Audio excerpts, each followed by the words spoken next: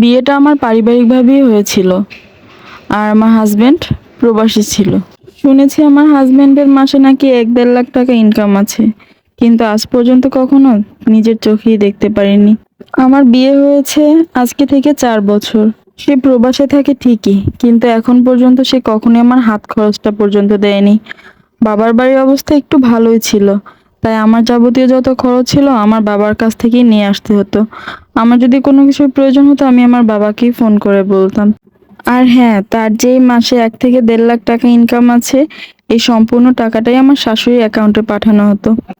তো একদিন হঠাৎ করে আমার শাশুড়ির অ্যাকাউন্টে কোনো প্রবলেম হয়, যার জন্য আমার অ্যাকাউন্টেই টাকাটা পাঠানো হয়। আর আমি সেখান থেকে ২৫০০ টাকা নিজের জন্য রেখে বাদবাকি টাকাটা আমার শাশুড়ির কাছে দিয়ে দিই। তো এটা নিয়ে দুপুর পর্যন্ত বেশ ভালোই ছিল।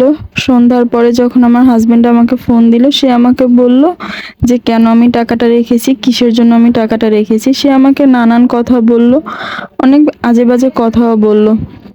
তখন আমি তাকে উত্তর দিলাম যে হ্যাঁ, আমার কি কোনো কিছুর প্রয়োজন হয় না, আমার কি কোনো কিছুর দরকার নেই, আমি কি এখনো আমার বাবার বাড়ি থেকে নিয়ে আসবো? কেন আমি নিয়ে আসবো? আমার তো সবার কথা শুনতে হয়। এরপর যখন সে আমার অ্যাকাউন্টে আবারও টাকাটা পাঠালো, তো সে আমাকে প্রথমেই ফোন করে বলে দিয়েছিল আমি যেন সব টাকাটা তুলে শাশুড়ির কাছে তুলে দিই, সেখান থেকে যেন একটা টাকাও না রাখি। মানে আগে থেকে আমাকে জানিয়ে দেওয়া হয়েছিল জিনিসটা।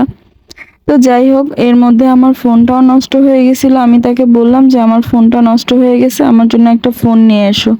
কিন্তু এরপর সে যখন আসলো, সে আমার নিজের জন্য তো কিছুই আনলোই না, উল্টো ট্রলিতে করে যা যা নিয়ে আসলো সবই আমার শাশুড়ির হাতে তুলে দিল। আমার শাশুড়ি আর ননদ দুইজনে ভাগাভাগি করে নিয়ে নিল, বাদ বাকি যেটুকু ছিল ওইটুকুই আমাকে দিয়েছিল। যাই হোক, আমার কোনো কষ্ট ছিল না। যখন ট্রলিটা প্রথম খুলছিল তখন ওখানে আমি একটা ফোন দেখেছিলাম, আমি তো মহা খুশি যে হ্যাঁ, হয়তো আমার জন্য নিয়ে আসছে। কিন্তু পরে দেখলাম যে না, আমার জন্য না, এটা তার নিজের মায়ের জন্য নিয়ে আসছে। কিন্তু গত বছরে কিন্তু তার মাকে একটা ফোন কিনে দেওয়া হয়েছে। সে প্রবাস থেকে যখনই আসতো, সে কখনো আমাকে ওইভাবে করে সময় দিত না। সে আসতো, এসে বাড়িতে তো কিছুদিন অবশ্যই থাকতো, সকালে 10টা পর্যন্ত ঘুমাতো, তারপরে নাস্তা করতো, আবারও ঘুমাতো, বিকেলবেলা উঠে ফ্রেশ হয়ে বাইরে যেত, বন্ধুদের সাথে সন্ধ্যা পর্যন্ত আড্ডা দিত, রাত্রে এসে নিজের চাহিদা মিটিয়ে ঘুমিয়ে পড়তো। আর হ্যাঁ, এটাই ছিল তখনকার আমার জীবন। আর এখনো এইভাবেই চলতেছে, জানি না আর কতদিন এইভাবে চলবে। এটা একটা আপুর জীবনের গল্প ছিল, এটা কোনো মিথ্যে বা বানানো গল্প না। এটা একটা আপু যখন বলেছিল আমার সাথে, আমার খুব খারাপ লেগেছিল। যদিও এখান থেকে আমার অনেকগুলো কথা স্কিপ্ট হয়ে গেছে, কিন্তু এটা সত্যি একটা কথা।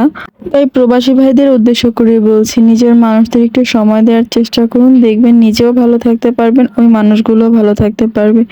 আপনি বছরের পর বছর প্রবাসে করেন, আর যেই মানুষটা দেশে থাকে তার তো মধ্যে অবশ্যই অনেক কষ্ট থাকে। তো নিজেদেরকে সময় দিন, ভালো থাকবেন। আজকে আমার ভিডিওটা কার কাছে কেমন লাগছে অবশ্যই কিন্তু কমেন্ট করে জানাতে ভুলবেন না। আল্লাহ হাফেজ, সবাই ভালো থাকবেন।